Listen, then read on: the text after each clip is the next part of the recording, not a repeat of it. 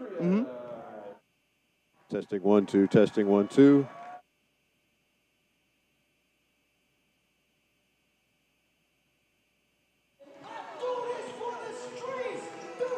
Welcome to the lovely campus of Francis Marion University, where we have double-header Conference Carolinas basketball action coming your way against Erskine College, the Flying Fleet. This is Hubert Setzler alongside with Alex Wober on the Patriots Sports Network. Alex, how are you doing this afternoon? I'm doing fantastic, Hubert. I'm glad to finally be back here on the call with you, and I'm excited to see some doubleheader action today here in Florence, South Carolina. Both the men and the women will be playing today. We're starting off in around 4 or 5 more minutes with the women going to be tipping off. They have won 8 out of their last 10 ball games and are coming in here red hot. Coming off a victory 2 days ago, or 3 days ago, last Wednesday, against the I-95 rival UNC Pembroke. Those Braves, they came in here, and they were right ahead of us in the standings in the Peach Belt Conference, and with that victory, we got a half a game behind them. Did you? I know you got a chance to see that ball game. What did you think about it? Hubert, that was one of the best games I think I saw the Patriots play this season, because they had a little bit of revenge motive in that game, going up against Pembroke earlier in the year at their place, losing 49-66.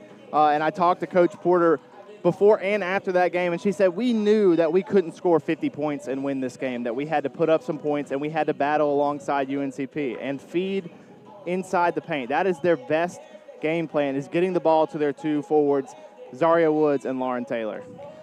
Speaking of Zaria Woods and Lauren Taylor, if you got a chance to catch that ball game, you will probably reiterate or agree with what I'm about to say, but that was the most fun watching those folks battle in the second half. In the first half, Gabby Smith, interior player who's probably all Peach Belt, all Conference Carolinas this year, she was a force on the inside, caught in a little bit of early foul trouble, so we didn't see her as much in the first half. But in the second half, she was banging up against Zaria Woods and Lauren Taylor the entire 20 minutes, and it was just fascinating to watch them, all 3 of them, just go back and forth at one another. Absolutely, and I think that was the only team in Conference Carolinas that I have seen that can actually go toe-to-toe with FMU's bigs down low. Nobody else, I haven't seen anybody else give them trouble down low. That duo can handle pretty much anything that you throw at them here in Conference Carolina play. Very, very similar players. If you look at the way Lauren and Zaria play, they really do resemble each other with the type of game that they have. They can finish with both the right and the left hand. They're really quick on their feet. They've got good head fakes and shoulder fakes on the interior, and they really finish strong when they get it inside. And another thing with Lauren Taylor that a lot of teams probably don't expect is that she can shoot from 3. She will pull up. Her hot spot is a little bit from the top of the key, which she shoots from most of the time, but she's not afraid to let that 3 fly. No, she isn't, and that when she does hit a couple of those, it really does put some pressure on the defense of the opponent, because you really don't know how the minute you come out, she's going to go establish position, and then it's an easy deuce. Absolutely. All right, so the women are coming in today with a record of 9-6. Again, let's see, their conference record is 8-5. They are a half game behind UNC Pembroke. And with the new conference rules, Alex, I'm not sure how many teams get to go to postseason play in Conference Carolina. I believe a majority of the teams get to go. Being here at FMU for a short time, I did get to see volleyball in Conference Carolina play. And I believe it was about the top 6, top 8 teams go to the tournament. So you still have a lot of teams that you have to get by. I believe the first and second seeds get a pretty generous bye as well in the tournaments. We had the top 8 teams in the Peach Belt Conference went to the Peach Belt Conference tournament, and the Patriots right now are 7th, 1 half game behind that 6th spot, which might be the critical spot. We'll find out. I'll talk to the sports information director at one of our breaks and find out exactly what the postseason implications are.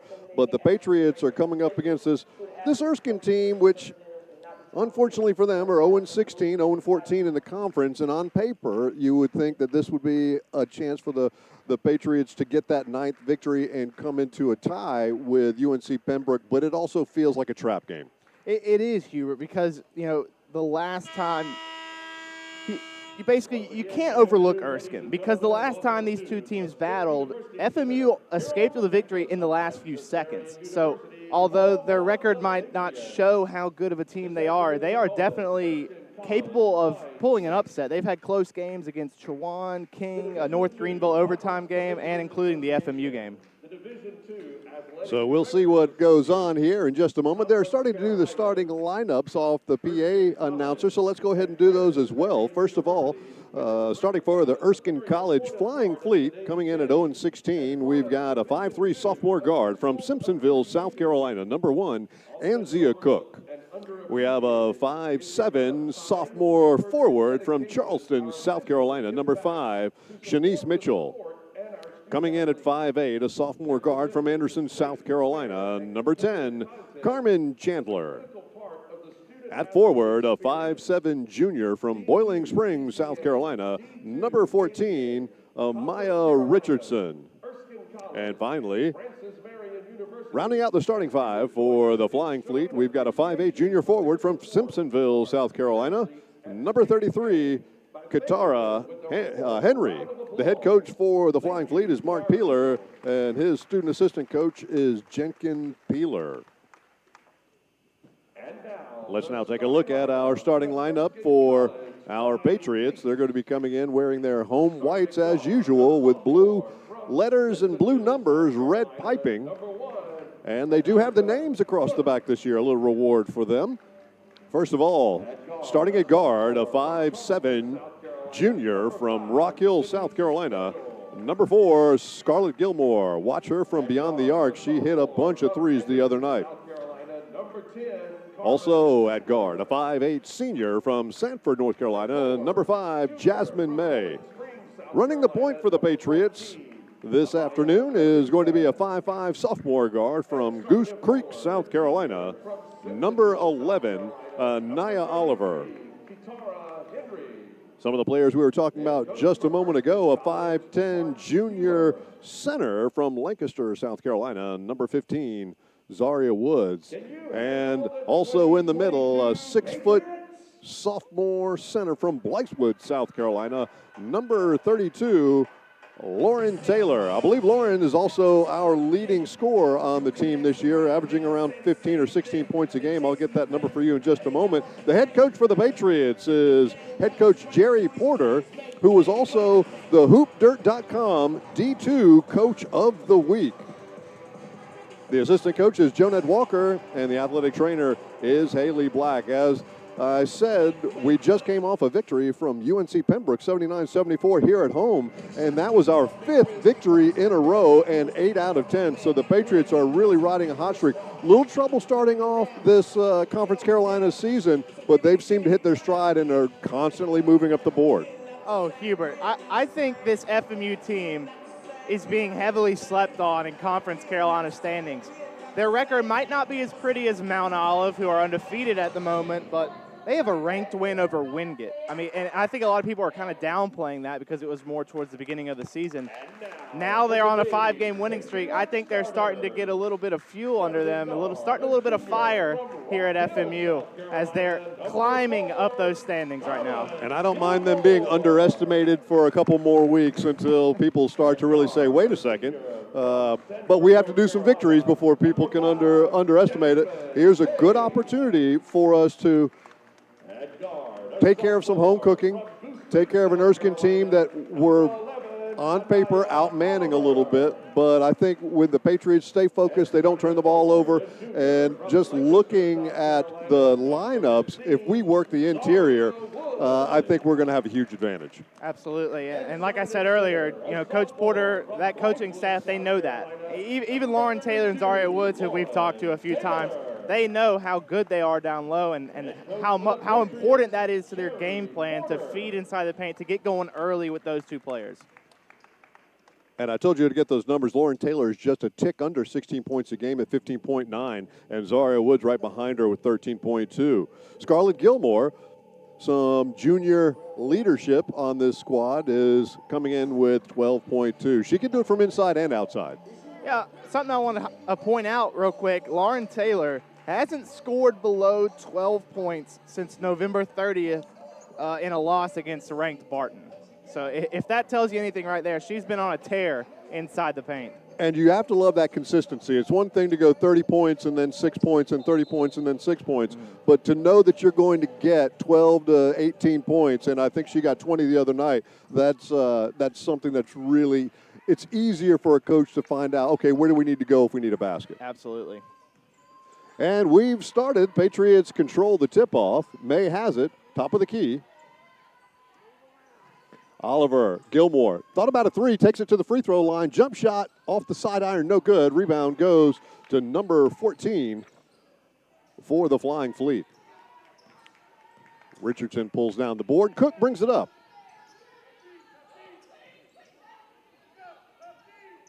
Patriots man-to-man defense.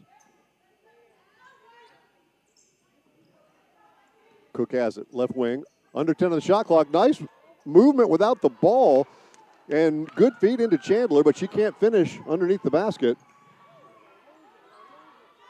Oliver kicks it back out to Taylor. Nice idea by Gilmore, just a little bit too low into the feet with that bounce pass. Yeah, Woods couldn't pick it up. Real tough pass to really sneak in there. Erskine so far in these first few minutes, you can tell that they're really trying to deny them from scoring inside the paint. We'll see how that works out for them throughout the rest of the half. Cook for three, top of the key, and she breaks the scoring with a three-pointer. Over the top, they get it to Taylor. She goes up strong, gets the ball knocked away, but Gilmore comes away with the offensive glass. Taylor once again goes up strong, and we're going to have a block inside. And so, obviously, it looks like we've got three interior passes in two possessions, so the Patriots are really trying to focus on getting that ball inside to the bigs. They are, but you have to commemorate Erskine for being prepared and for knowing that they're going to go that direction. In my notes here, I noticed how Erskine, their best player, their best scorer, Anzia Cook, who got the first three for Erskine, that's going to have to be their sort of method to winning this game if they want to, is hitting their shots. They almost have to hit all of their shots to kind of match what FMU does. So we'll see how they keep up from behind the arc. Henry gets it over, drive to Mitchell, going down the right side of the lane, loses it off her leg. Turnover goes to the Patriots.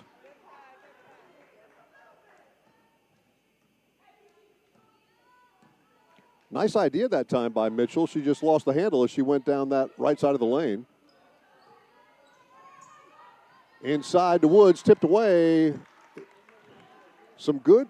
The Patriots are trying to go over the top. They're not fronting. They're going over the top, and it's the passes have been just a little bit off. Three-pointer left side, no good, air ball.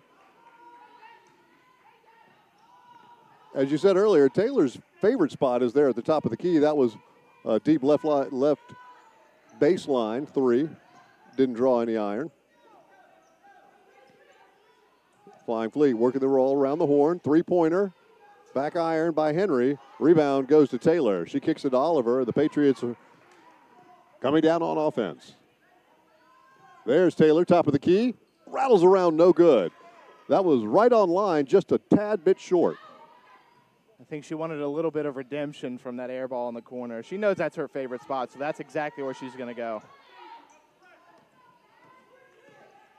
Mitchell gets the ball over to Henry, deep on that left wing. Nice backdoor cut by Cook, and she scores easily. That's the second time they've had really good movement without the ball and have converted on one of two.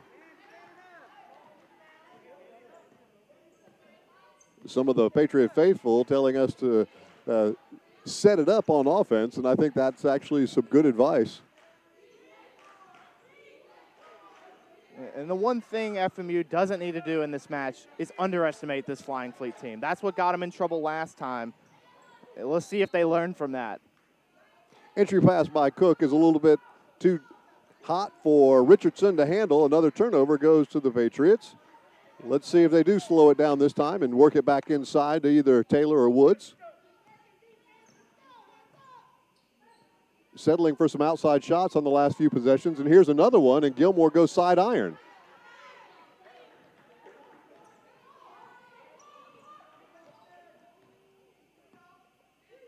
can't necessarily argue with the shot. She can hit them from out there, and it was uncontested.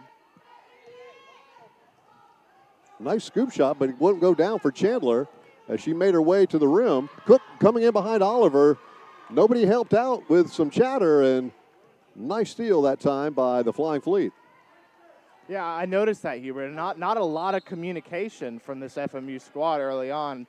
Don't know if they're a little bit discombobulated after that start from Erskine, or if they're just trying to figure out what they can do against this defense. Exactly. There were two Patriots that were trailing that play that were actually behind Scarlett Oliver as she was bringing the ball up the floor. Easily could have said, hey, watch out, and nobody said anything, and it was a easy, quick pick. Mariah Corey checks in right in front of our table, broadcast table, for the Flying Fleet. Nice backdoor cut again. Chandler couldn't finish. Good defense by Taylor. Outside shot bounces around, no good. So the Patriots are getting a little bit beat on those backdoor cuts. They'll need to shut that down. Fortunately for them, the Flying Fleet haven't converted on some of those shots that they've gotten easy looks on.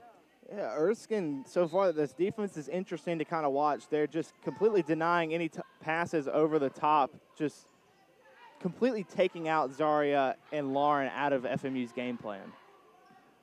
A nice save that time by Woods. They go inside to her, tapped away.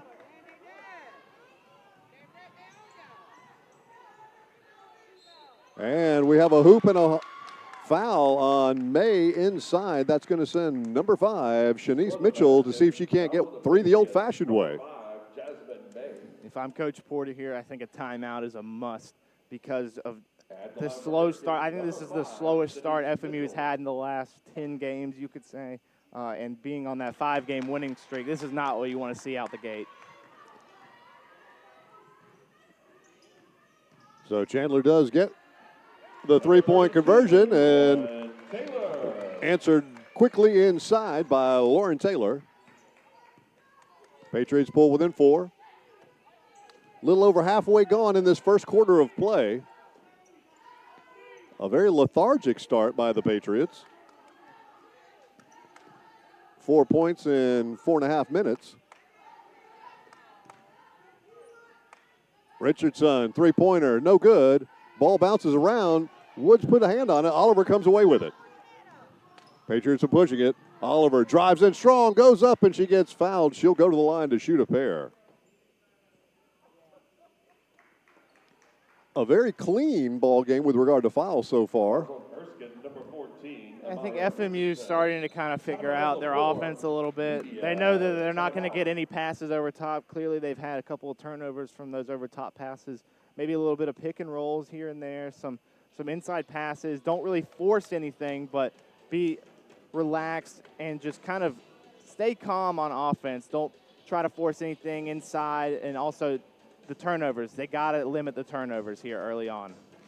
Though I have to give the Flying Fleet a lot of credit for really making all of those entry passes either difficult or non-existent. They're knocking a lot of balls out of bounds. They're taking the Patriots out of what they want to do from that perspective. I wonder if some point Coach Porter will have Woods or Taylor front instead of get behind the defender and see what they can do with their back to the basket. We'll see what they do on that front in just a little bit. But the foul was on number 15, I believe.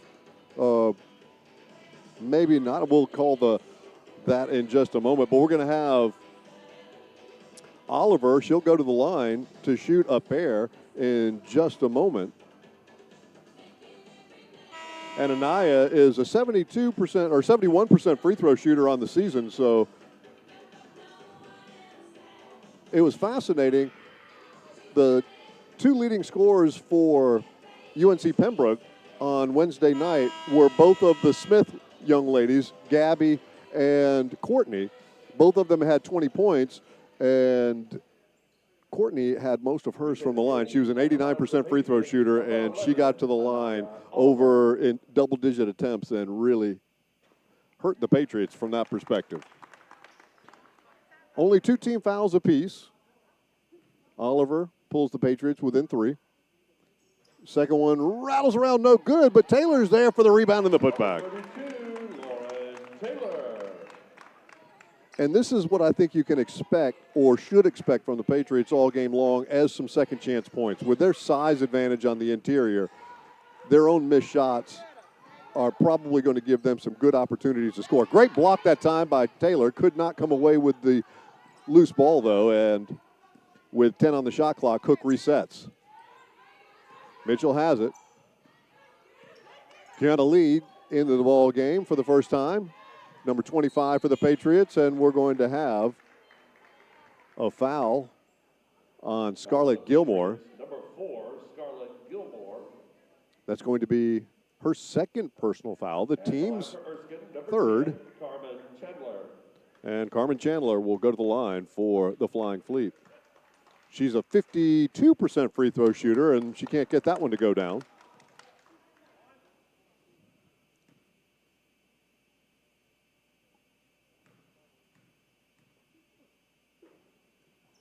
Second one's up and good.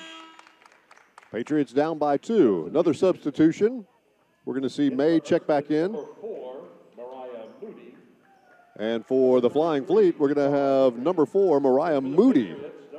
She's a 5'5" freshman guard from Marion, South Carolina. Just across the bridge, Hubert. How'd she slip away? Inside, Taylor's got it, goes up with the left hand. And that was a dangerous pass from Kiana Lee. Lauren Taylor doing a good job of boxing out and getting her hands on that one, but still, we're seeing FMU still trying those over-the-top passes, but Erskine there letting one slip away from him. A 2-3 zone now applied by the Patriots, changing up their defense a little bit here. They kick it outside, moving the ball. 14-foot jumper, no good, and Taylor tried to track it down. Nice block from behind by number 20, Jada Richards. The Flying Fleet reset.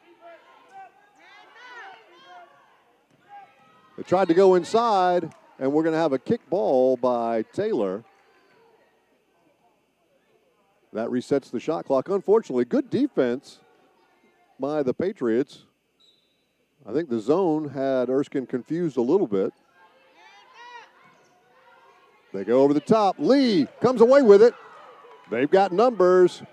Slam dunk, Kiana Lee. 25, Kiana Lee. Lee with her first basket, and the Patriots have their first lead of the evening. Good job by FMU to regroup and figure out what they really want to do on offense, and they've kind of stepped up here on defense as well. One thing they shouldn't see a lot of with this zone defense is those backdoor cuts working. They shoot over the top of it. Good block out by Taylor. May has it, gets it over to Oliver. She goes up strong, gets hip checked. I hope she's okay. She spilled pretty hard. She's up.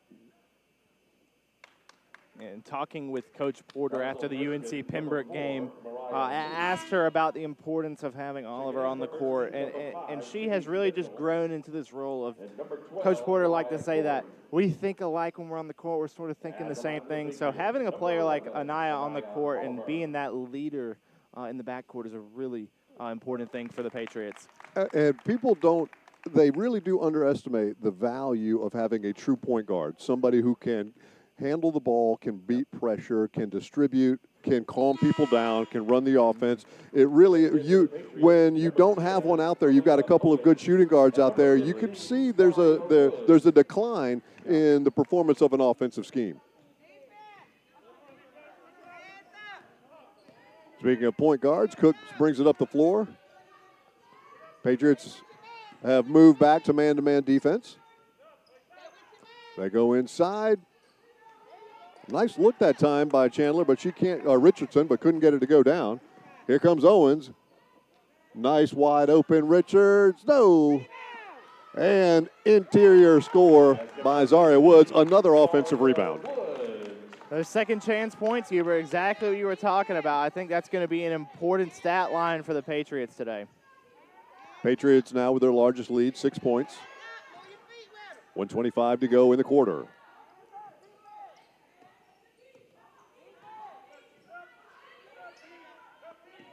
Under 10 on the shot clock now. Corey has it, gets it over to Cook. She takes a three, high arcing shot, no good. And we have a foul on the floor. Good hustle that time by Jada Richards. And she's really been a hidden gem for this Patriots team. She comes off the bench. She can hit threes. She's a good defender. She's got a Defensive Player of the Week this season in Conference Carolina. So I think a really important thing about this Patriots team that a lot of teams forget is they are very deep when it comes to who comes off their bench. They absolutely are. And Richards, as you mentioned, was a Defensive Player of the Week in Conference Carolina. She's one of those high motor players that she's always moving, hustling. And Zaria Woods, easy back out. A little bit of a hip check on one of the Fleet. I think that's a Charlie horse or a little hip stinger. Zaria Woods she's no joke in the middle when she gets the ball. Absolutely not. That was Carmen Chandler. She's going to go to the bench, and we're going to see number 33, Henry, back in the ball game.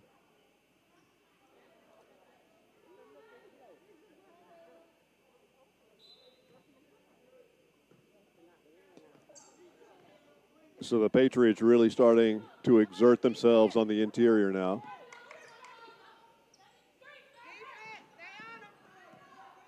Megan Jones came in at the last break, number 24 for the Flying Fleet.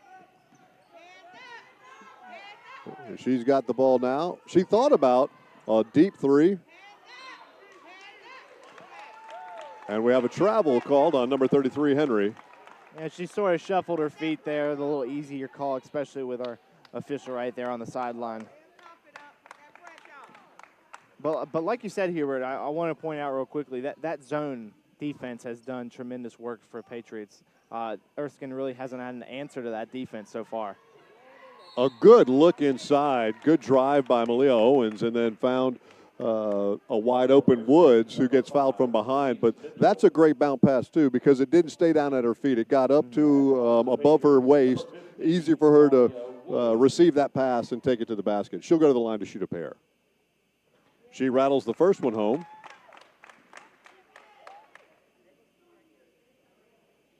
Zaria, 62% on the season.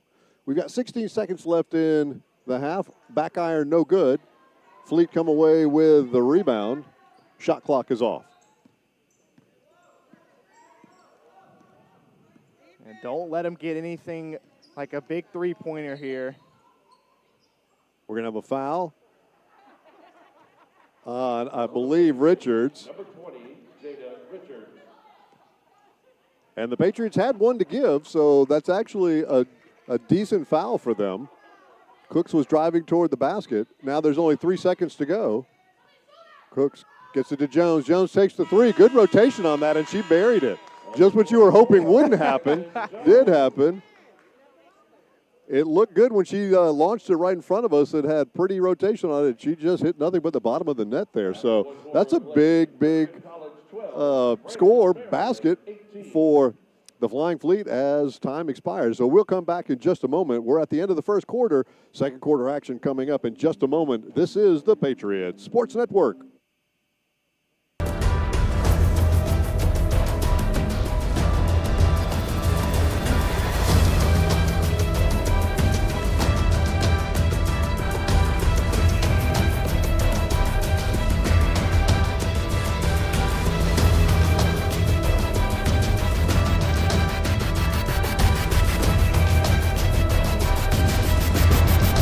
This is Conference Carolinas.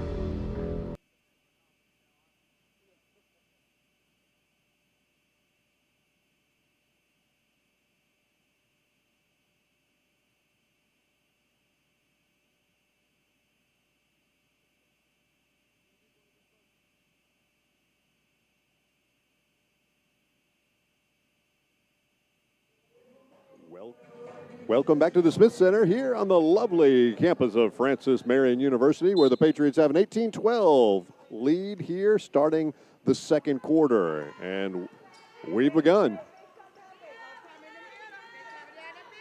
Henry deep on the right wing. Jones, who just buried a three at the buzzer in the first quarter.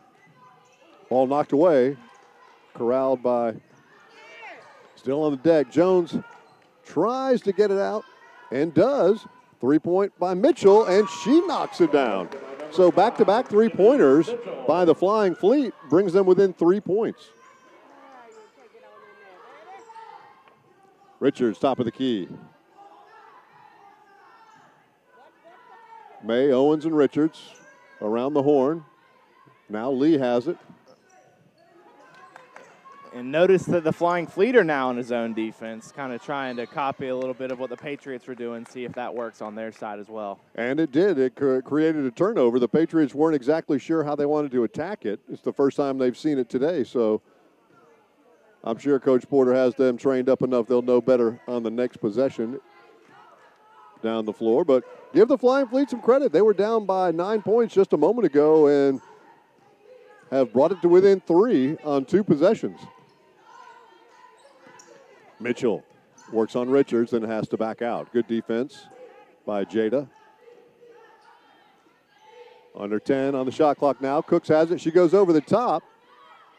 And a nice finish that time by number 14, Amaya Richardson. She's been sniffing the basket all day, hasn't been able to get it to go down, and finally does. And then one of those very delicate passes going inside, and Zaria Wood easily finishes. They were even double teaming her on that pass, and it still got through, which is just how dominant Patriots bigs down low are.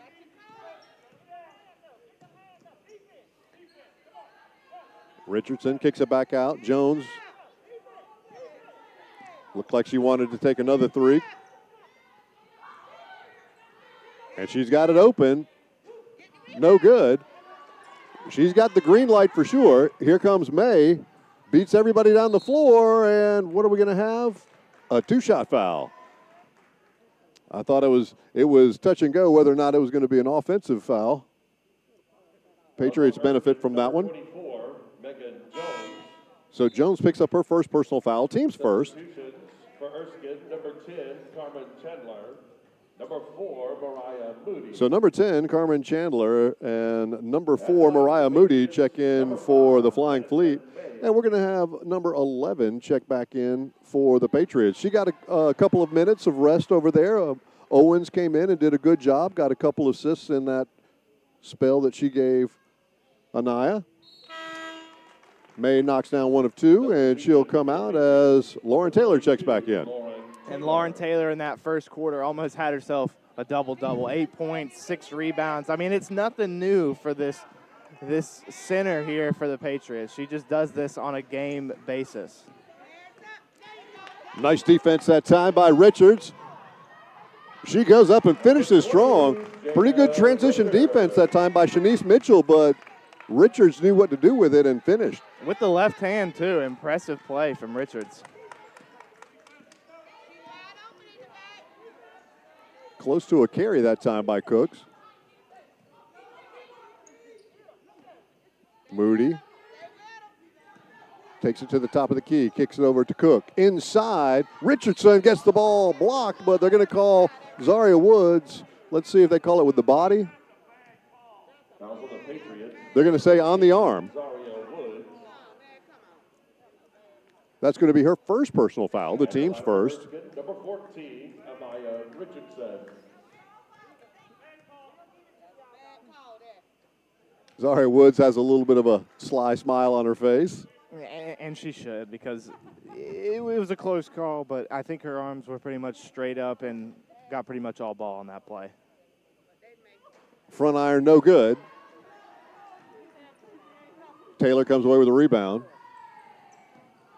Oliver, skip pass out. Lee. Richards drives into the paint, kicks it out. Woods from 14 feet, right side, no good. But Lauren Taylor comes in, gets the, almost saved the ball in. That was great hustle by the Patriots there. To see Taylor hit the deck like that, that just shows you that woman is here to play. Absolutely. And what that looked just like a smooth play. I don't know if that was drawn up by Coach Porter and the Patriots, but those passes there, I thought we were watching the San Antonio Spurs. They were going one way, then all the way across the other side. So great passes. Hope to see that continue throughout this quarter. Cook kicks it outside. Richardson gets it to the left block, and a three-pointer knocked down by Cook. So Cook has got a couple of three-pointers today. Oliver Woods kicks it back out. Lee for three. Shotzi, she knocks it down. So the Patriots answer with a three of their own. And like we said earlier, on those over-the-top passes, they're double-teaming Zari, they're double-teaming Lauren. That time, triple-teaming down low. That's going to leave Kiana wide open from three. And then Cook comes back and drops another one in the face of one of the Patriot defenders. I believe that was Richards. Free throw line, Taylor can't get it to go. Woods tried to keep it alive. It's going to stay down with the Patriots. Yeah, hit the wrong part of the iron there. Looked good from Lauren Taylor, but unlucky for the Patriots on that possession. But they'll get it back. And another second opportunity. That one instigated by Woods, who gets the really good inbounds pass by Oliver, and an easy basket for Zaria. That's her 9th point of the ball game. Another three-pointer. This one no good, and Taylor snatches that rebound down.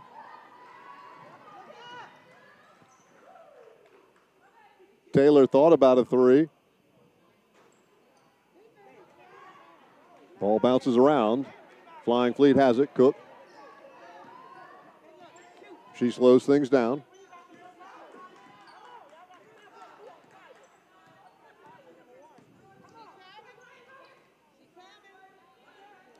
Janiyah Haygood checked in for the Patriots on the last dead ball. Oliver has it. Haygood now can't control it, and the ball's going to stay down with the Patriots, however. Good transition defense by the Flying Fleet. Number 10, Carmen Chandler, getting down there. So the Patriots will have the ball when we come back. 4:51 to go in the first half of play. Patriots up by 4. This is the Patriots Sports Network.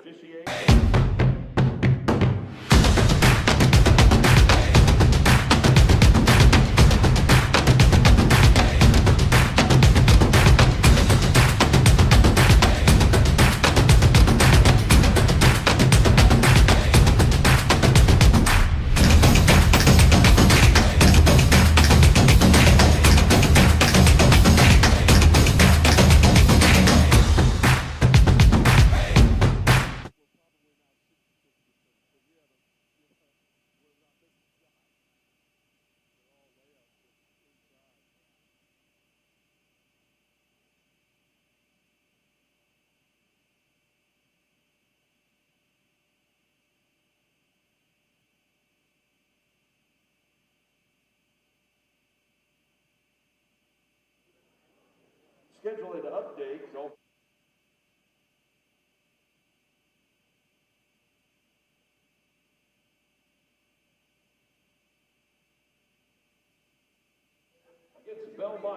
Here we are back at the Smith Center, where we've got a pretty good ball game going on right here. The Patriots seem to be in control, but if you look at the scoreboard, the Flying Fleet are right there with them. Yeah, they keep crawling back into this because of their ability to hit from deep. They've been able to hit threes all half long, and I guess that's why they're called the Flying Fleet, because they like to let them fly from behind the arc. And they're really living up to that name right now. Yes, they are. And we'll have a foul on the interior. This is going to be on number 13, I believe, Kiana Bryant. Or did they call that on Richards? Looks like it was on Richards. Her second personal foul, team second. 4.5 to go in the half. Cook gets it to Richardson.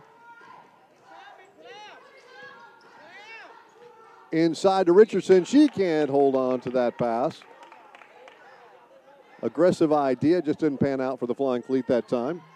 And they tried a little bit of what FMU's been doing, the over-the-top passes, but unfortunately, you're going to have to match the size of Lauren Taylor down low, and I don't think that's really possible here.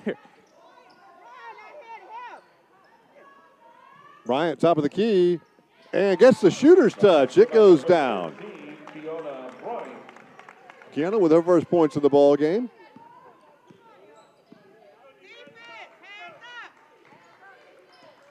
Coach going deep in the bench today. A lot of players getting some playing time.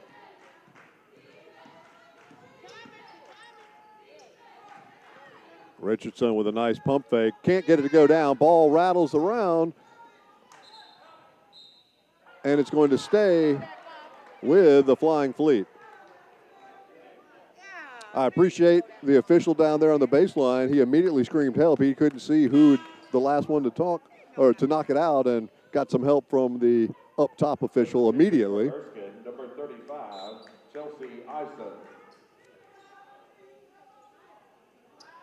So the Flying Fleet do get it in. 20 on the shot clock. Patriots back in that zone.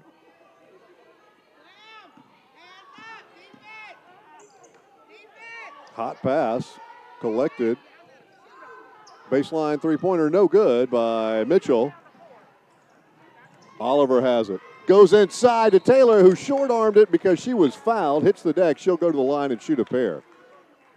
And the passes are just coming together. They're flowing in this Patriots offense, especially on the break. They have been able to really move the ball around and kind of discombobulate this Erskine defense. Substitution for Erskine, number 11. When Oliver gets her hands on the ball during the break at any point, that pass or the pass right after that seems to really be working and being effective for the Patriots.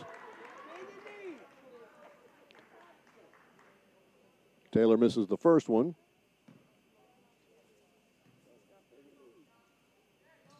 Back iron, no good. Tapped around. So the Patriots come away empty on that trip. 3:12 to go in this first half of play.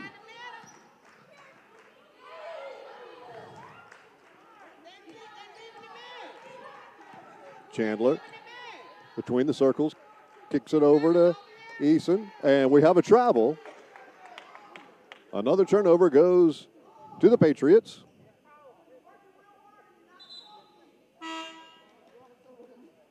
Checking in for Erskine, number 33. Well, this doesn't have anything to do with Conference Carolinas basketball, but Alex, what did you just show me? I just showed you that the NFL legend Tom Brady has officially announced his retirement from professional football. My goodness, the GOAT has retired. Oliver gets it inside, and Bryant with the hoop and the foul. So another good look by Oliver, a tricky pass. Kiana corrals it and just muscles that ball in, and she'll go to the line to see if she can't get three the old-fashioned way. At the line for the Patriots, number 21, Janiah Haygood. Oh, that was Haygood. I'm sorry, not Bryant. So Haygood knocks it down. The Patriots find themselves back up by 9, matching their largest lead of the ball game. It's good to see Haygood and Lee on the court together as they played in the East and West game in high school. So that's kind of how they came into this Patriots culture. Oliver with the steal.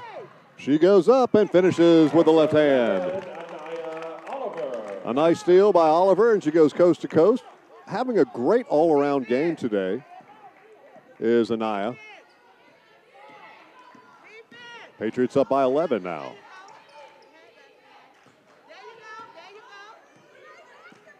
Knocked away by Haygood, but the Flying Fleet get it back. Cook wanted to take that three. And here they fly, and it goes down. Number 10, Carmen Chandler. Yeah, we talked during break. This is how the Flying Fleet are going to get back into this game, is hitting those shots, and they are doing so here in the first half. A rare miscue that time by Oliver as she floated that pass into the fourth row. Checking back in for Erskine, number 12, Mariah Corey.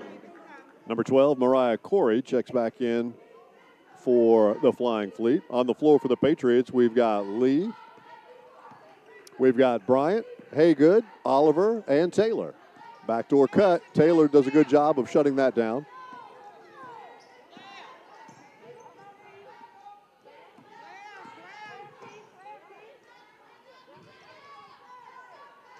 Front iron, no good. And Haygood comes away with it, gets it to Kiana Lee. She goes up, gets it to Taylor. Taylor goes up strong and finishes hard. She felt the pressure from behind and had a nice spin move to get a crisp layup for the Patriots there on that possession. That actually got head coach Porter clapping as well. She was excited about that play. Baseline drive, they go in, and we're going to have a foul. Kiana Lee, I think, is going to get called. Number 25, Kiana Lee. Checking in for the Patriots. They call her with a little bit of a forearm check as Henry dove toward that baseline. 33, Kitara Henry. Kitara gets two opportunities here, and she buries the first one. If you're Erskine, you're definitely looking to minimize this deficit going into the half. They're getting there. They're about to bring it within possibly 10 points. And so 1 out of 2.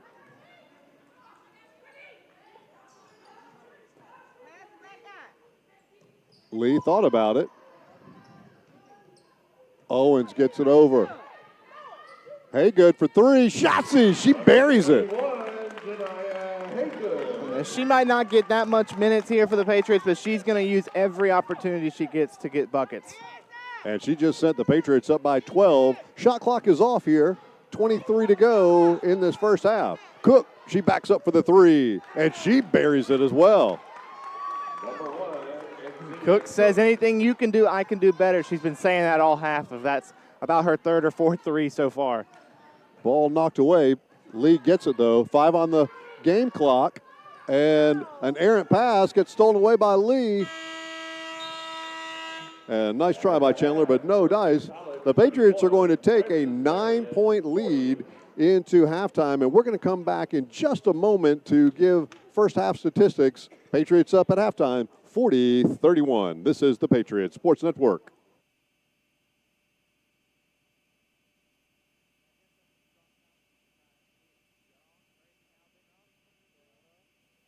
The Swamp Fox Club is the fundraising arm of the Francis Marion University Athletic Department, and it supplies assistance to all 14 intercollegiate sports. On behalf of the student athletes at Francis Marion, I would like to thank all those who are members of the Swamp Fox Club for their support. Thank you. Thank you.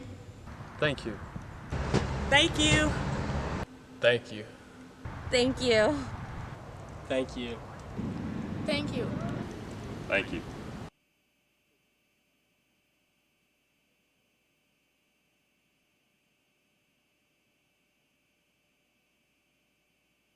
The world is changing, and Francis Marion University is leading the way as it prepares the young men and women for the future. We've added 5 new classroom buildings and 13 new academic programs in the past 6 years, and more are on the way. We're preparing to build a new environmental research center. We're expanding programs in engineering, business, education, healthcare, and the arts and sciences, and we're adding new fields when they're needed.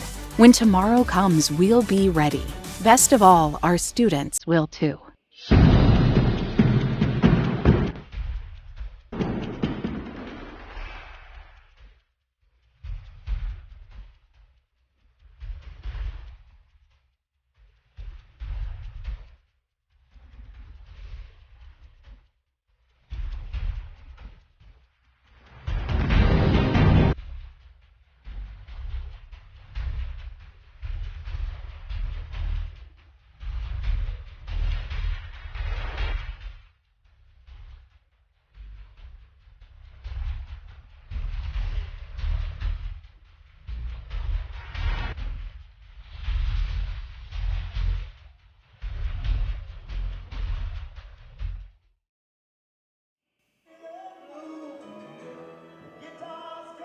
Well, we are here at halftime at the Smith Center, where the Patriots enjoy a 9-point lead.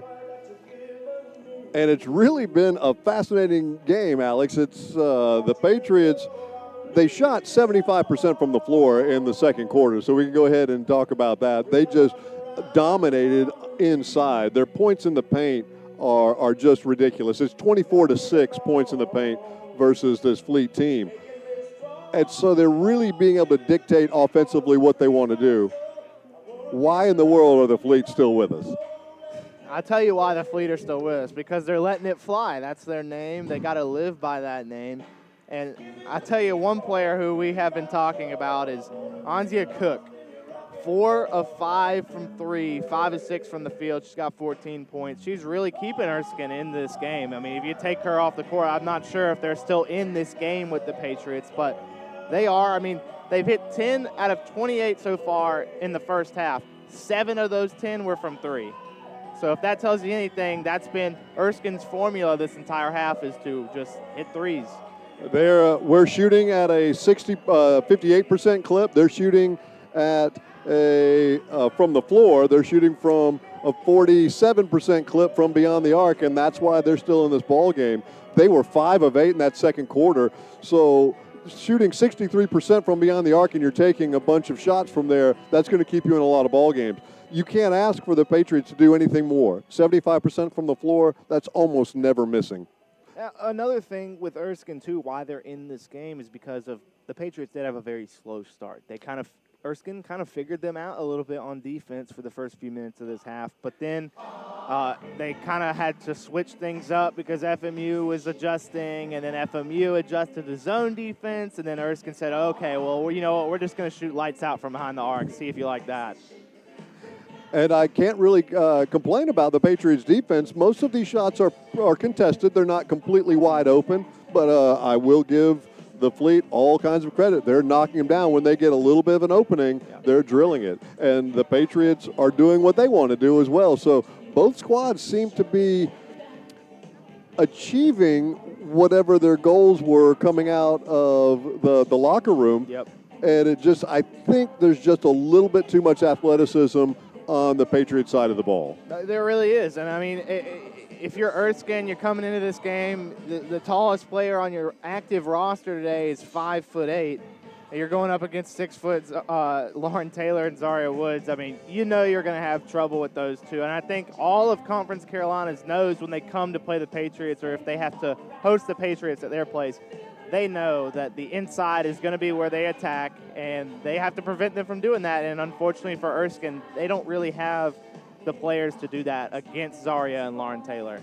So they're just going to have to shoot us out of the gym and hope for the best. So we'll see what happens here in the second half. It was a very entertaining for both. I don't care if you're a fan of the Patriots or a fan of the Flying Fleet. It was an entertaining half for both squads and both fan bases. And I look forward to the second half of play. I hope it turns a little bit. I wouldn't mind getting a double-digit lead fairly early in the third quarter and then seeing if we can't just put enough pressure on them to kind of get a victory here. But there's a lot of basketball left here to be played in this first of 2 ball games here at Francis Marion. A fairly clean, fairly quick first half of play, not a lot of fouls. And so we've got about 9 minutes until second half action. We'll pause now for about 8 of those and come back and set the table for second half Conference Carolinas action. This is the Patriots Sports Network.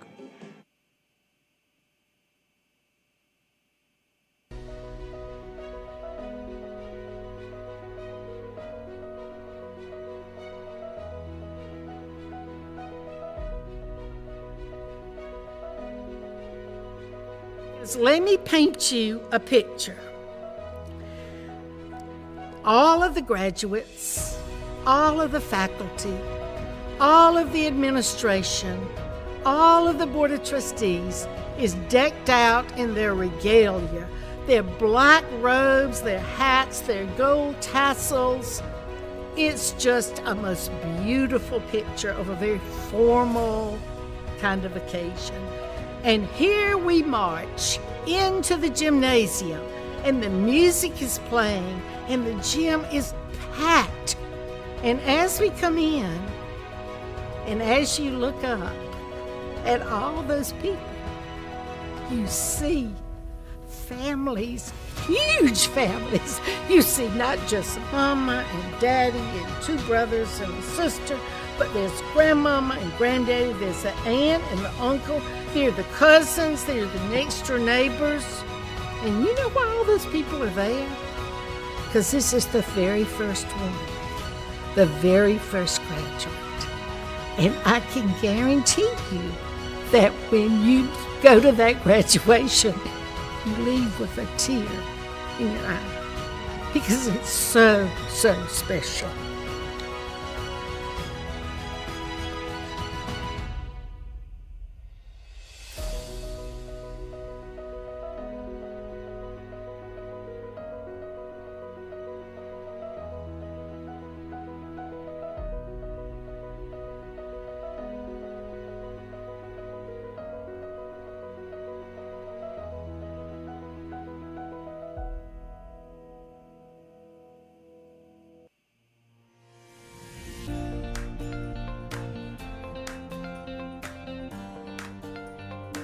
The desire and the love to take care of people is something that you kind of have innate. You kind of just have that thing.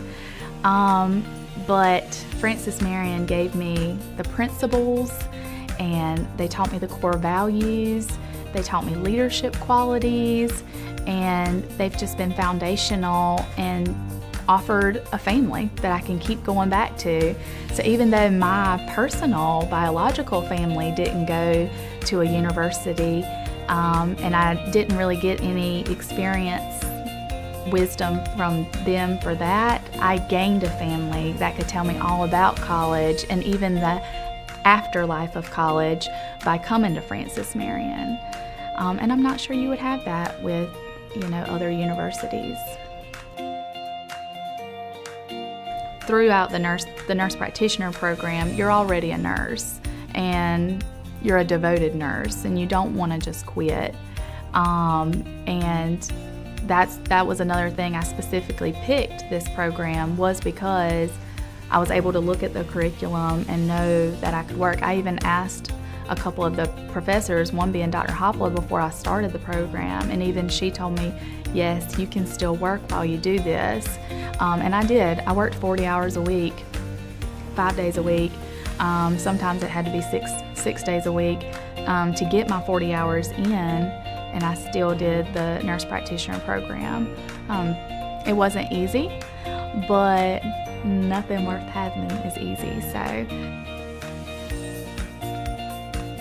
Which the benefit of having classmates and professors that were both working and studying is, we would get worked up and worried about how would we ever do this.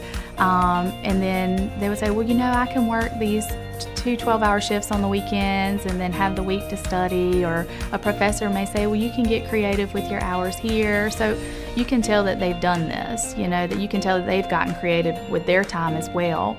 And then all of a sudden it doesn't feel like such a daunting task, because again, you gain wisdom from their experience.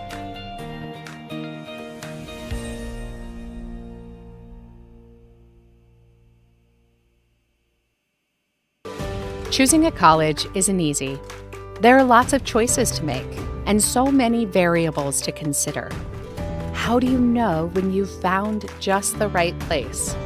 The right college will make you feel at home, and that begins with a sense of place.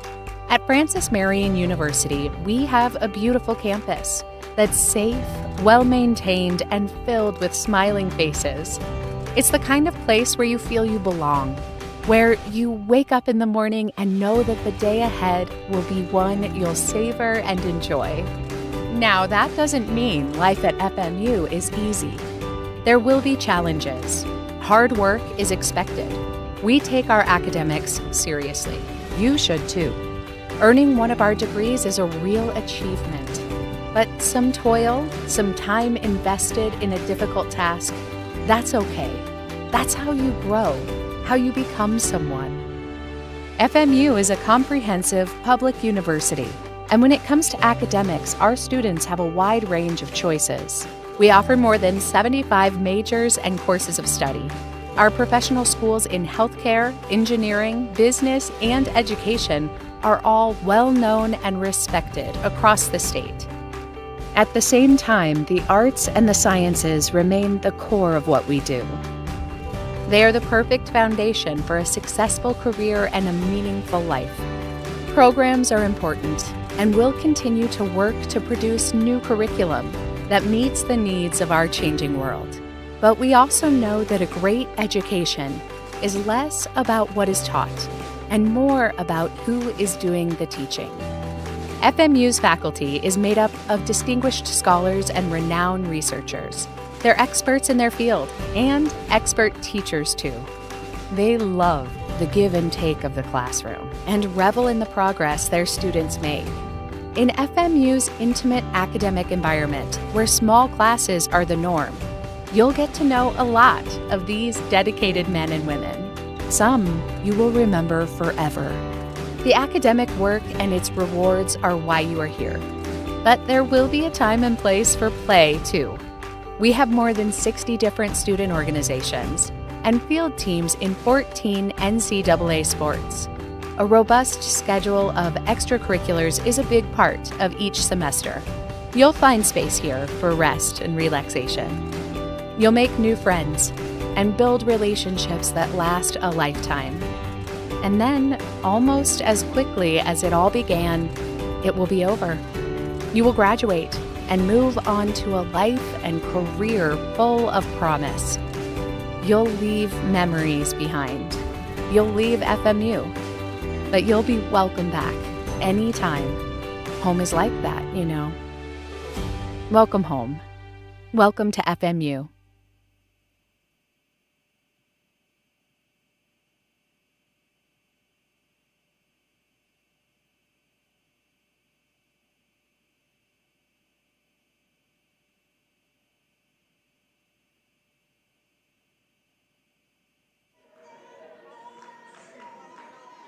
Just about ready to start second half action here at the Smith Center. A lovely cold day outside here at Francis Marion. Patriots with a 9-point lead. 40-31 is our score here at halftime. Patriots were shooting lights out in that first half, and specifically the second quarter. But on that Erskine College sideline, they were shooting lights out from beyond the arc in that second quarter, and it kept them in the ballgame. Patriots had gotten to a double-digit lead a couple of times, and then some really clutch shooting by Anzia Cook, who was 4 of 5 from beyond the arc. 3 of those coming in the second quarter really kept this Flying Fleet team in the ballgame.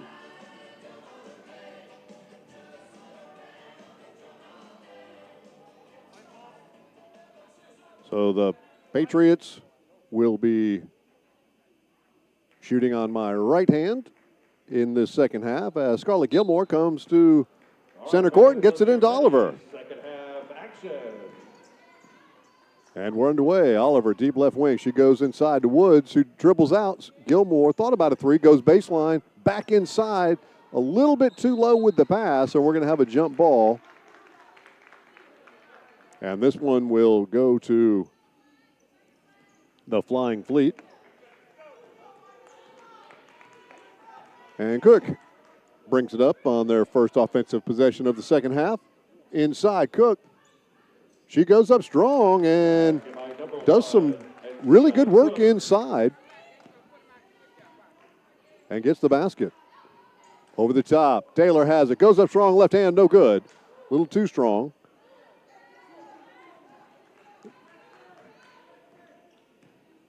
Three-member of the Fleet crashed down on her on that particular possession. Mitchell kicks it outside.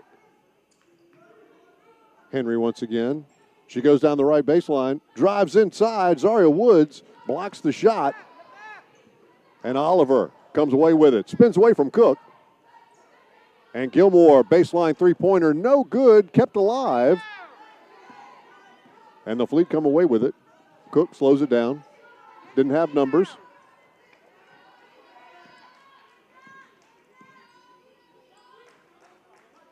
Mitchell deep on the right wing. 15 on the shot clock.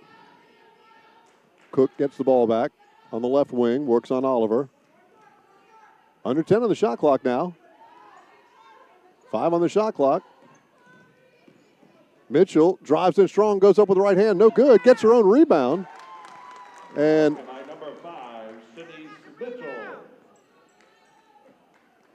Patriots give up a rare offensive rebound to the Fleet. Patriots yet to score here in the second half. Oliver goes in strong, and she gets called for the offensive foul. Good defense by Mitchell. And the Patriots have another slow start to a half.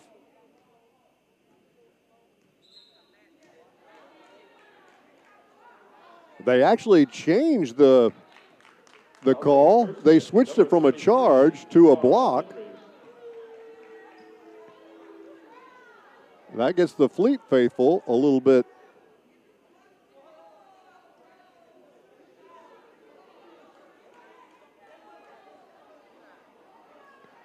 So what was called a charge must have been inside the circle because they turned it into a blocking foul after they had a 3 official meeting of the minds. And so Oliver will go to the line to shoot a pair and back irons the first one. At the line for the Patriots is number 11, Anaya Oliver. Oliver, 71% free throw shooter. She knocks down 1 of 2, and the Patriots are on the board here in the second half. 2 minutes gone.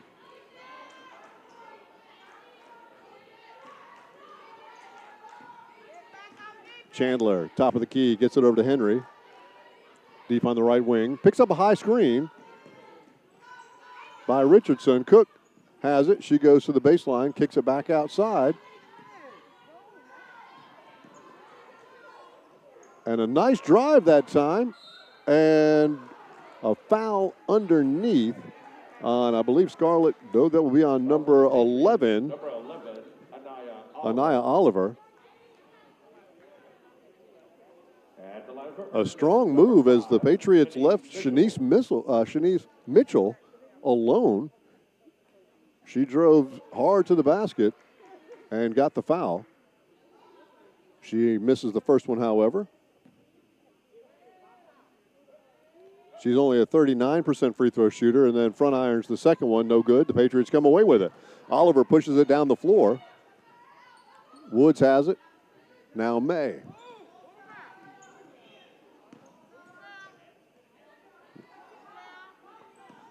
Gilmore gets it to the left elbow, crosses over, tried to feed it down to Woods. Skip pass over to May. Just on the line, no good, but Woods comes away with it. Finds Lauren Taylor underneath, and a wonderful look on the offensive rebound, and Taylor comes away with the board. Taylor now has 12 points, leading Patriot scores. The young lady with the ball right now, Cook, she has 16 points, leading all scores.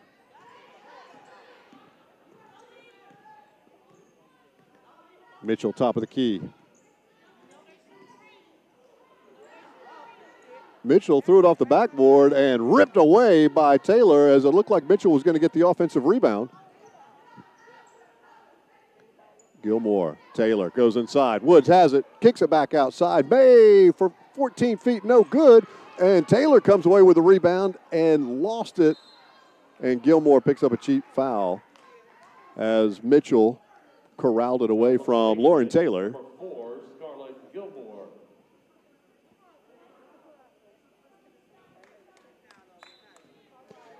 That's the third foul on Gilmore. Team's second. 6:14 to go in the third.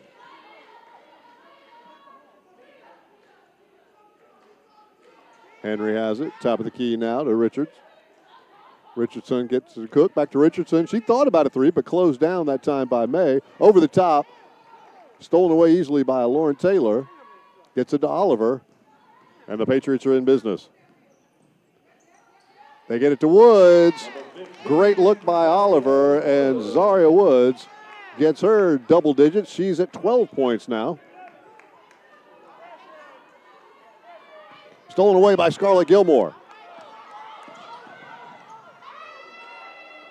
And Gilmore, with the extra NBA step, could not quite get it to go down. Good transition defense by the Fleet that time. Good steal by Gilmore. Cooks goes up strong, and the ball is blocked out of bounds by Gilmore, but she's going to be called for her fourth personal foul. That's going to be the team's third.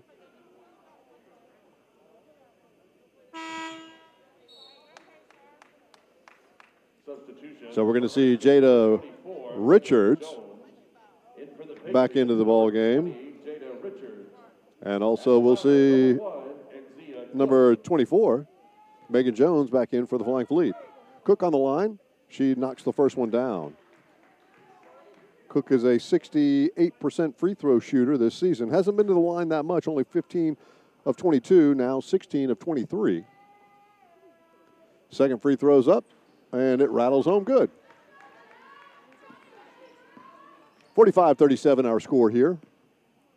Almost halfway done in this third quarter. Teardrop, in and out, no good. Taylor gets the rebound, goes up strong with the right hand and finishes. Lauren Taylor with another offensive rebound. She's creeping in on that double-double.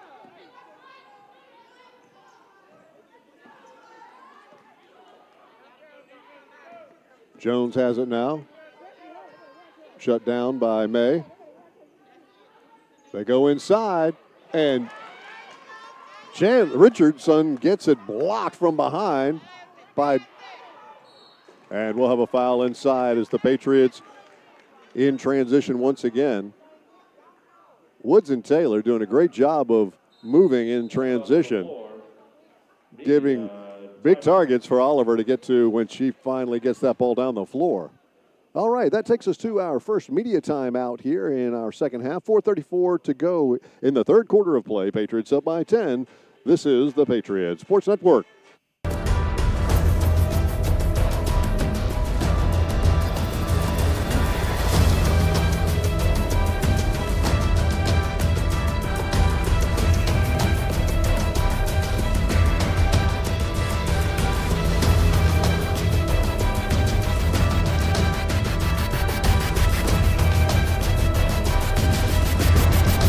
This is Conference Carolinas.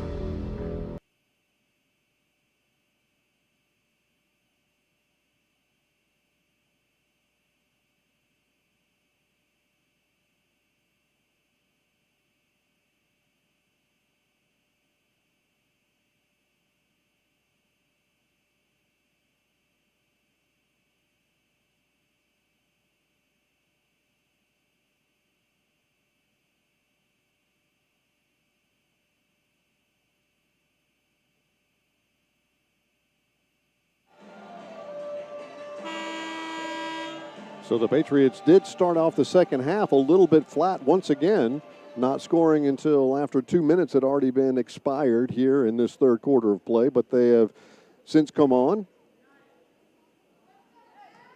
and have extended their 9-point halftime lead to 10 points. And Taylor will go to the line. She'll shoot a pair. The first one's up, and she short irons it.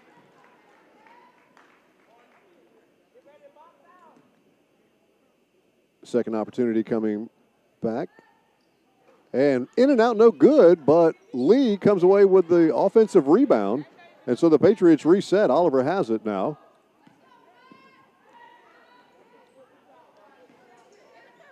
Richards.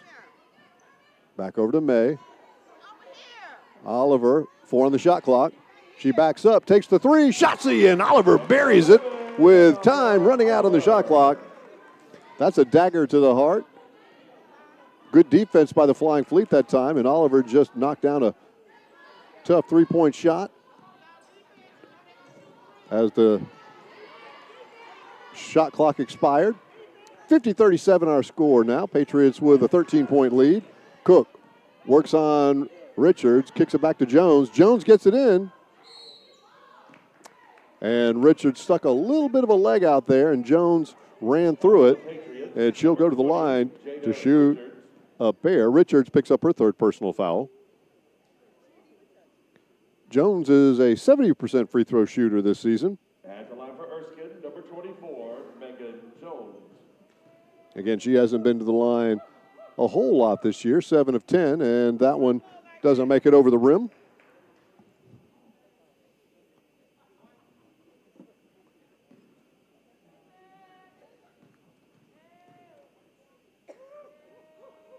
Second free throw's up, and she buries that one, cutting the Patriots' lead down to 12. Kiana Bryant checks back in number 13 for the Patriots.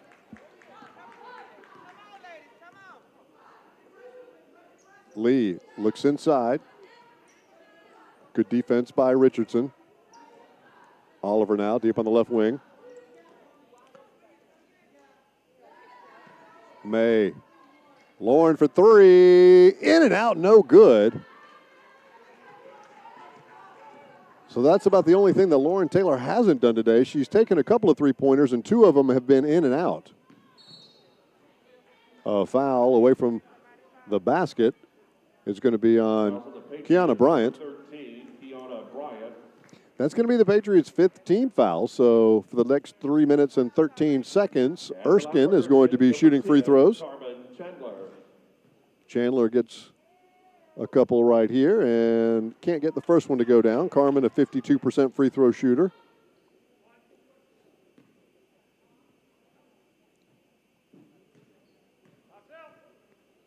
Second free throw's up. In and out, no good. And solid rebound by Bryant. Oliver pushes it down the floor. May deep on the left wing.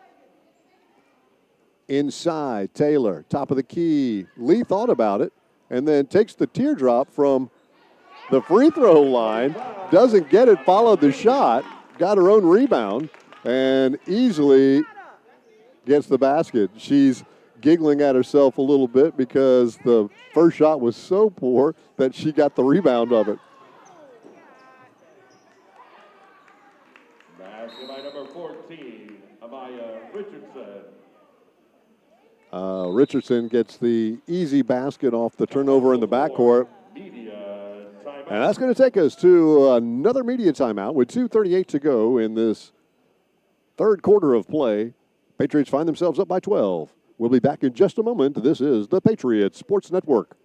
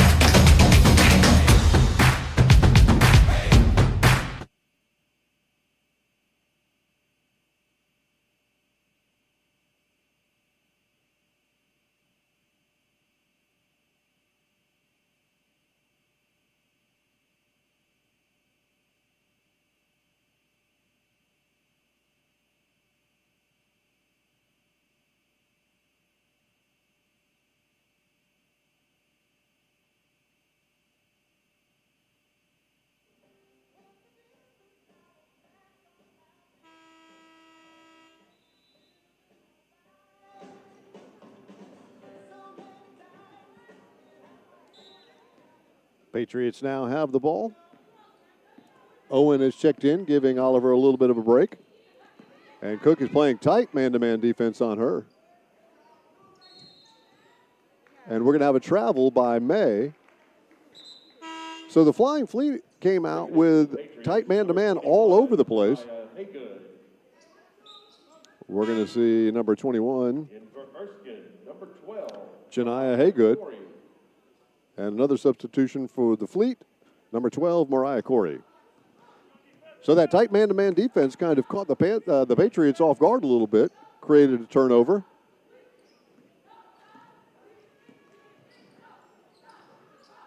Mariah Moody, number 4, gives it up to Cook.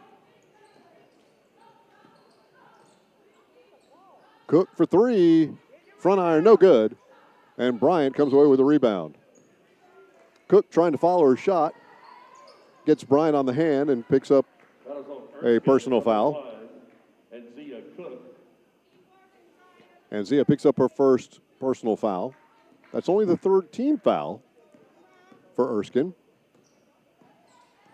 Patriots put the Fleet in the bonus a couple of minutes ago. Lee.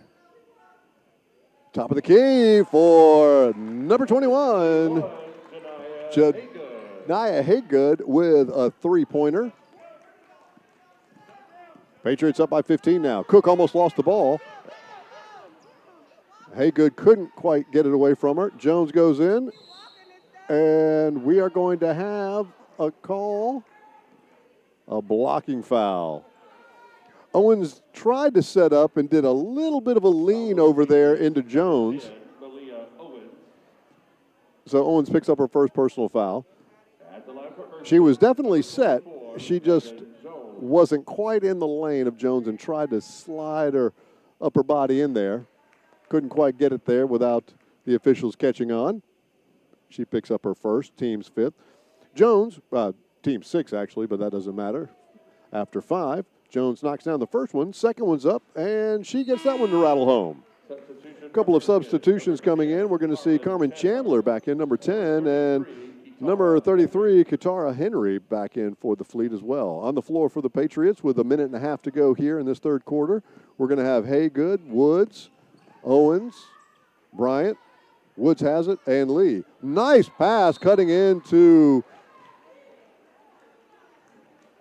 Haygood. A really, really nice look by Zaria Wood there.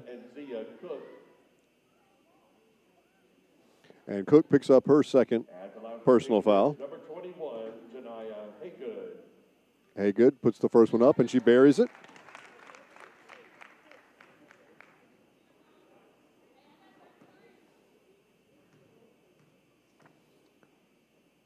Second one's up. It rattles around, no good.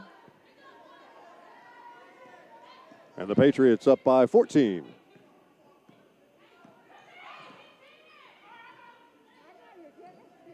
Henry gets it back to Chandler. Chandler skipped to 3, kicks it out. A good look that time by number 12, Mariah Corey. She just couldn't get it to go. Quick hands by the Fleet, but it stays with the Patriots. Under a minute to go here in the third quarter.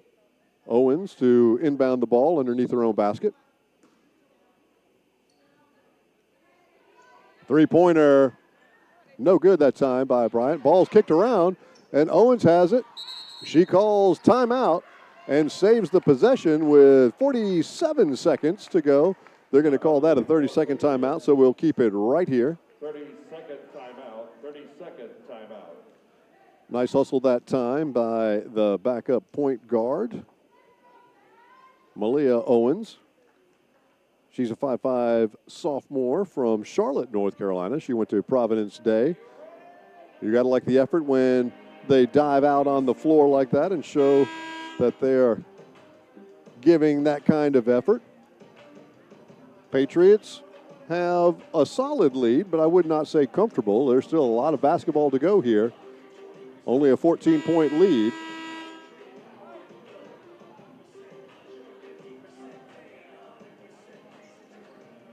Some really productive offensive minutes by number 21, Janiyah Haygood. She's got 10 points on the evening. Or I should say afternoon. Haygood has it. Now Owens between the circles. 15 on the shot clock. Owen goes baseline, kicks it back outside. Bryant. The ball stolen away. Corey has it. Now Cook. Only a half a second separates the shot clock and the game clock, and head coach Mark Peeler told Cook to bring it back out. So they're isolating. We're going to see Bryant working on Cook. And Bryant get called for the foul, so Cook gets to go to the line to shoot a pair of free throws with 6 seconds to go in this half. At the line for Erskine, number 1, and Zia Cook. I know a foul 25 feet away from the basket is not what head coach Porter was looking for. And Cook knocks down another one, adding to her leading scorer status now with 19 points, leading all scorers in the ball game. And she rattles the second one down. Now she has 20 points. Owen has it. Cook plays defense. They get it over to Haygood. And with 0.4 seconds, the Patriots turn the ball over in this third quarter. That'll probably take us Checking back in for Erskine, number 24. to about the end here. We'll see if the Fleet can draw something up. It has to be a tip with 4 seconds, so that one doesn't get off. After 3 quarters of play, And College 44. that takes us to the end of the third quarter of play. 56-44 is our score. Patriots up by 12, adding 3 points to that halftime lead. We'll see what they can do here in the fourth in just a moment. This is the Patriots Sports Network.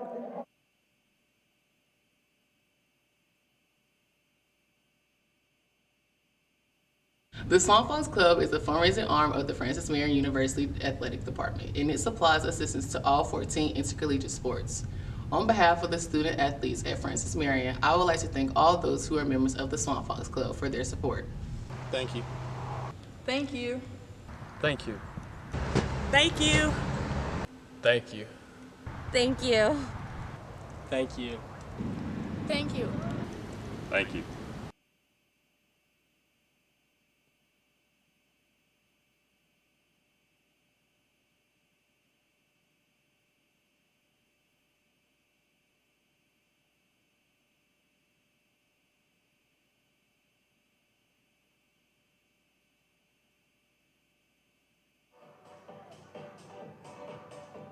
We're about to start fourth quarter action, and I'm joined once again by Alex.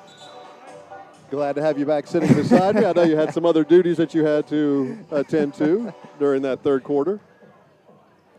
Scarlett Gilmore right in front of us, inbounds the ball. The shooting went way down in that third quarter, both teams shooting 40% or under from the floor. And I thought that was the best defensive quarter by the Patriots so far, just eliminating the opportunities for Erskine to get from behind the arc. They only had about 3 shots from behind the arc in that third quarter. Nice drive that time by Kiana Lee, and she'll go to the line to shoot a pair, as I believe that was Chandler that picked up the foul. We'll see. Nope, they're going to call Katara Henry, number 33 on that one. That's her second personal foul. Patriots, number 25, Kiana Lee. And she can't knock down the first one.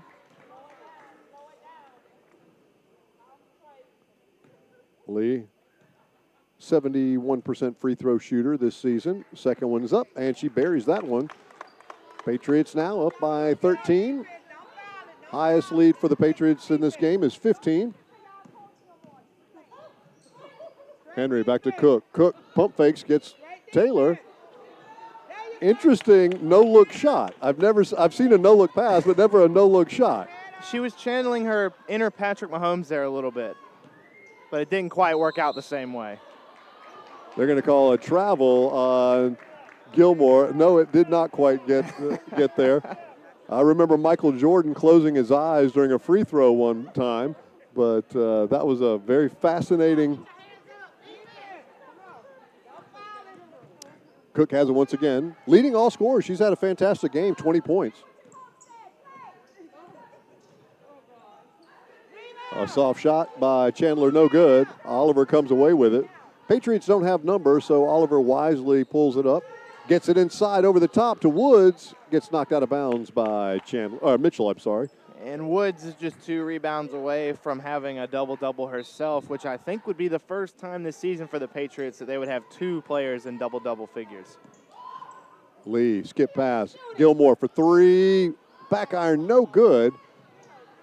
Taylor kept it alive, but it goes right to Wood. And the Flying Fleet bring it back down the floor.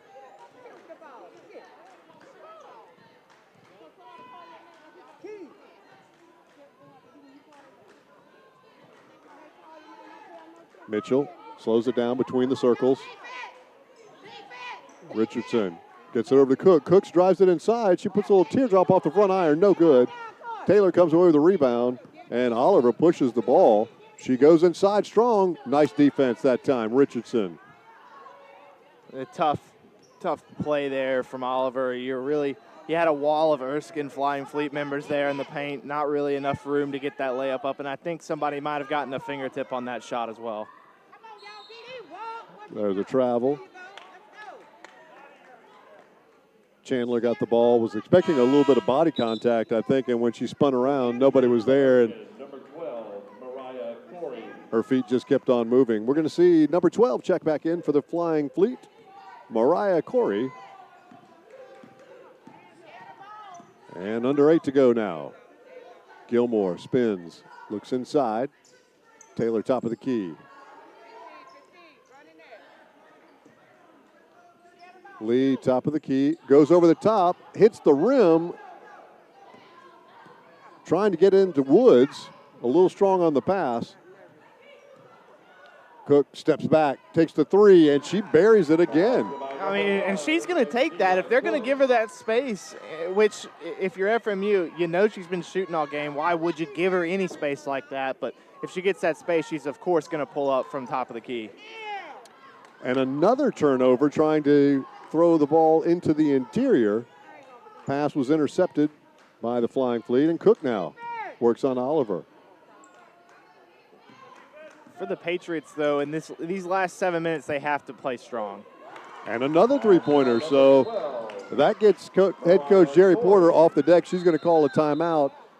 Still with a 7-point lead in possession, it's gotten away from them a little bit here, and they need to figure things out. We'll see if they can do that after this timeout. Patriots up by 7, 6:51 to go in the ball game. This is the Patriots Sports Network. The world is changing, and Francis Marion University is leading the way as it prepares the young men and women for the future. We've added 5 new classroom buildings and 13 new academic programs in the past 6 years, and more are on the way. We're preparing to build a new environmental research center. We're expanding programs in engineering, business, education, healthcare, and the arts and sciences, and we're adding new fields when they're needed. When tomorrow comes, we'll be ready. Best of all, our students will too.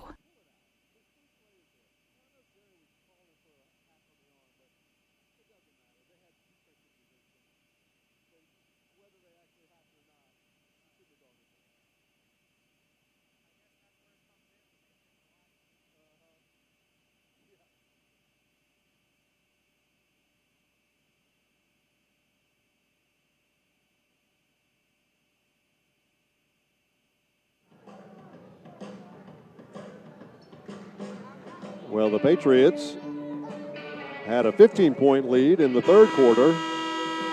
Started this quarter with a 12-point lead, and now it's down to 7 with 6:51 to go in the ball game. Patriots haven't had a good offensive possession in the last 3. We'll see if they can straighten things out here.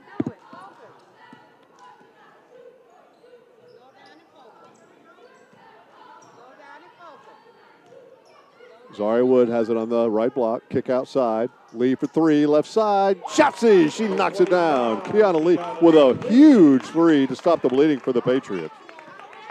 Definitely needed that to kind of get them some momentum here in the last 6.5 minutes. Now they have a 10-point lead, so we'll see if the Patriots sort of calm down here. Another good backdoor cut that doesn't bear fruit for the Flying Fleet. Oliver, wide open, 3, left side. Shotzi, she knocks it down too. So back-to-back Fleet three-pointers are answered by back-to-back Patriots three-pointers, and we're back up by 13. Well, that's one way to do it, Hubert. I wouldn't have expected that from our squad. And, oh, boy, that ball was in and out by the Fleet from downtown, but they get their own offensive rebound and get the deuce. And just when the Patriots are hitting threes, they're going to send in their best three-point shooter, Jada Richards, coming off the bench. Gilmore. Lee, left side. They get it inside. Good ball movement. And Lauren Taylor. They just kept moving the ball around, and when they got it to Lee, who just hit a three-pointer, 2 defenders collapsed on her, left Lauren Taylor wide open. Easy basket. Easy baskets all day long for Lauren Taylor. You can't give her that easy of an opportunity down low. Richardson for 3, and she buries it. The Fleet are not going down easy. They are not going down easy. Yana for 3 again, no good, but that one's a long rebound. Skip pass over to Wood. She goes up strong and finishes with the left hand. Oh, that was what I call a no-look pass right there. Some Jason Williams and Anaya Oliver there. Three-pointer, no good. Oliver comes away with a rebound. She gets it to Lee, and we're going to have a foul. Lee lucky to draw the foul on that one. She didn't receive the pass cleanly, but she gets to go to the line to shoot a pair. Number 10, Carmen Chandler. Multiple substitutions for the Patriots. We're going to have Brian Richards Haygood come in for the Patriots. 20, Jada Richards. And number 21. Haygood's had an incredible game for the Patriots. She doesn't really get that many minutes so far this season, but when she does, she makes an impact and she takes every opportunity that she's given. Two players in double digits that usually don't find that area with Lee now with her 12th point. And as you said, Haygood, she's got 10 of her own in limited minutes. Absolutely. That's another thing like we talked about, that deep depth that the Patriots have. They can swap out the whole lineup and they'll be just fine with their starting five.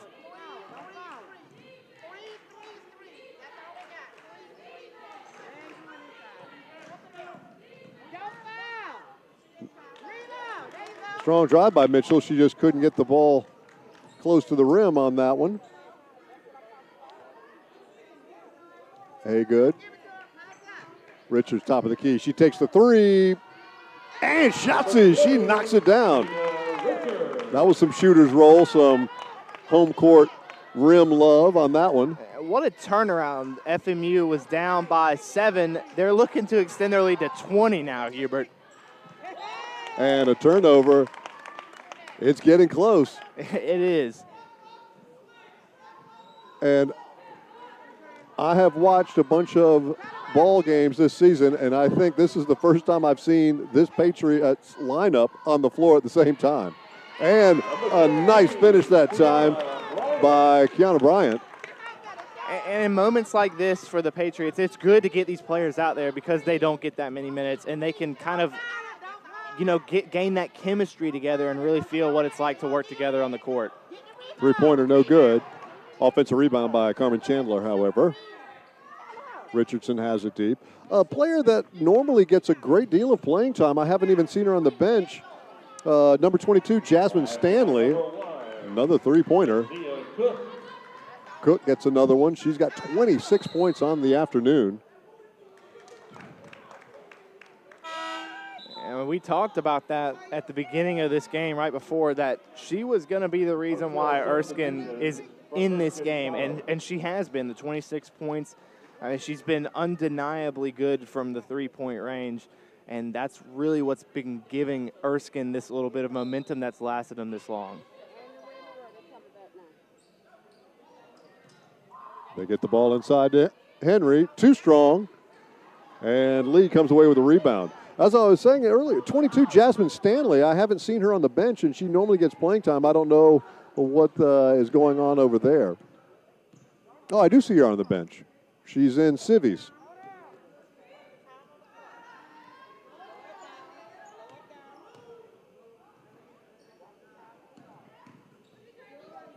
Oliver, wide open three, right side. Hits the back iron, no good, but offensive rebound goes to the Patriots, and we're going to have a tied up ball. That one will go with the Fleet.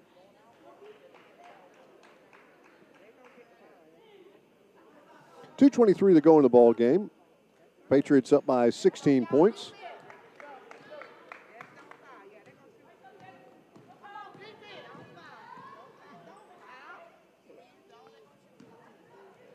Jones has it, top of the key.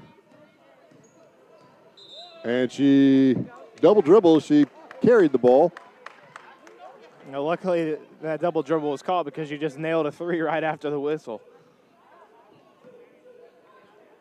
She came in and hit that three as the buzzer sounded in the first quarter. Haygood. Richards now. Richards gets into the free throw line. Goes inside to Bryant. Can't get it to go down, and she gets the second effort. The hoop and the harm. She'll go to the line to get attempt three the old-fashioned way. Fouls on Erskine, number 4, Mariah Moody. That's going to be on number 4, Mariah Moody. Patriots, number 10, Malia Owens. We're going to see Malia Owens back in for the Patriots. Bryant converts on the bonus free throw. Right now, at the moment, this Patriots squad consists of, I believe, 3 freshmen on the floor and 2 sophomores. So they're really trying to get their young guns out there and really feeling what it's like to be a Patriot here at the Smith University Center. Number 24. And Jones just knocks down another three-pointer. This has got to be the youngest lineup that I've seen Jerry Porter ever put on the floor.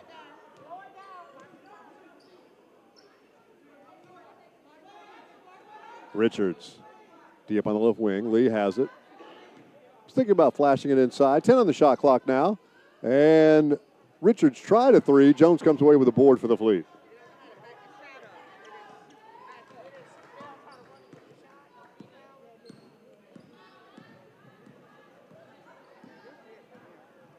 Odelaja gives the ball up. Eason drives in, and she's going to get called for the travel.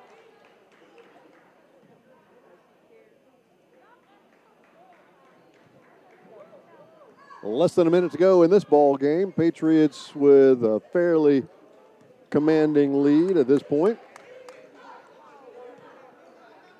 Skip pass. Richards was trying to burn one in for an easy basket. Brian couldn't control it.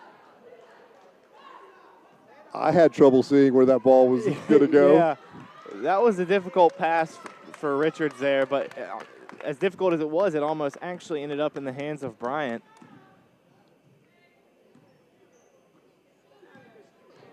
Jones with a step back shot. This one doesn't draw iron.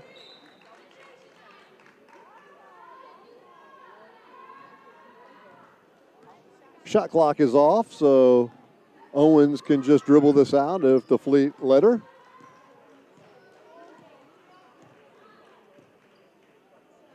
Lee has it.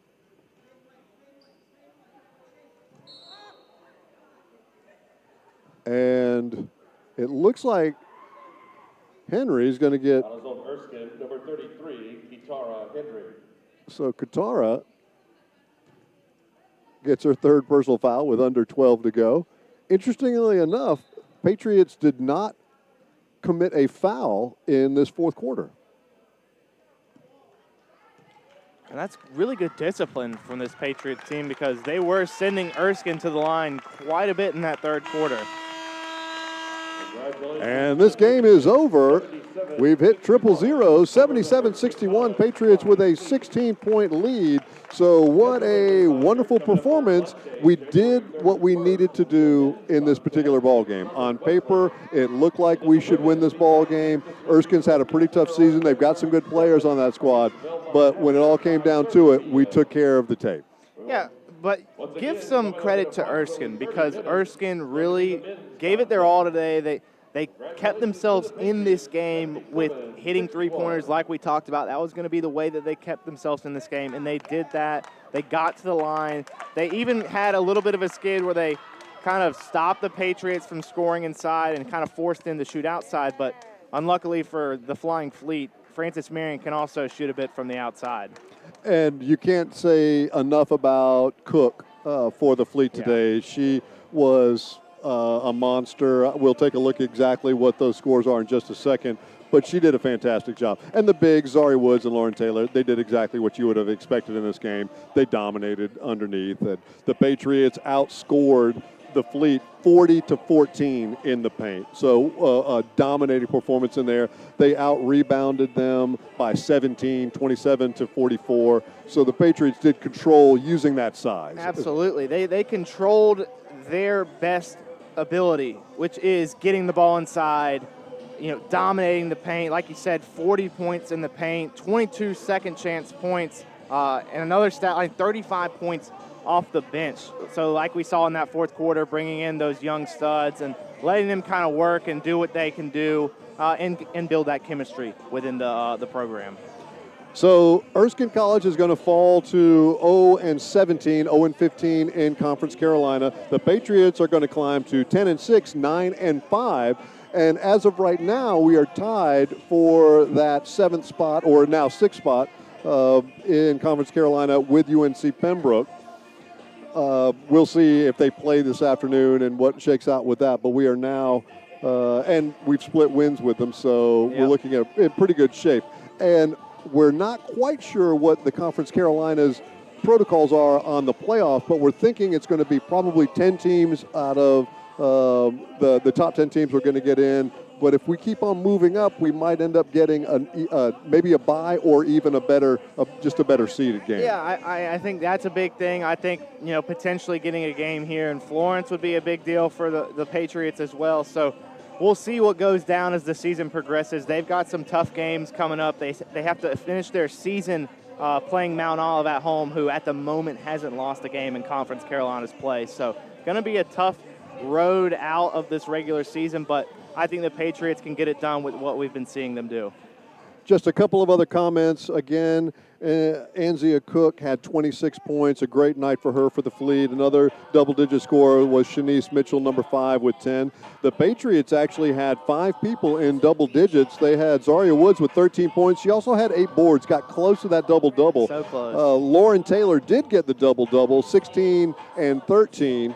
12 points for Oliver, 13 points for Kiana Lee, and Janiyah Haygood off the bench with a double-digit performance, getting 10 of her own. So the Patriots will be back in action. I know they've got a makeup game coming up at some point, but the next one I see on the schedule is February 2nd against Belmont Abbey at 5:30 right here. So, any other comments about this team and this game? All I can say is it was really good to see the Patriots get their young players off the bench and really see what this depth of this team can do when they play together. So I think that was important to see in the fourth quarter. And we kind of saw the Patriots try some new things. We don't really see them run that much zone defense. They're more of a man defense team. But they did a really good job. That when Erskine kind of brought it close, they almost extended their lead to 20 points. So nothing to worry about on the Patriots side as far as, scoring and really playing to their strengths. I think they did that today, and they accomplished a lot. Now they have a huge win streak going into the next game. 6 games. We've got a 6-game win streak here for our Patriots going against Belmont Abbey. This will be the first time we've met up with them this season. We've got another away matchup with them at the very end of the season, but I can't wait for that game on February the 2nd. All righty, we've got men's action coming our way in about 25 minutes. We'll be back in around 20 to set the table for men's Conference Carolina basketball action. Women with a big victory, now 10-6 on the season. We'll be back in just a few minutes. This is the Patriot Sports Network.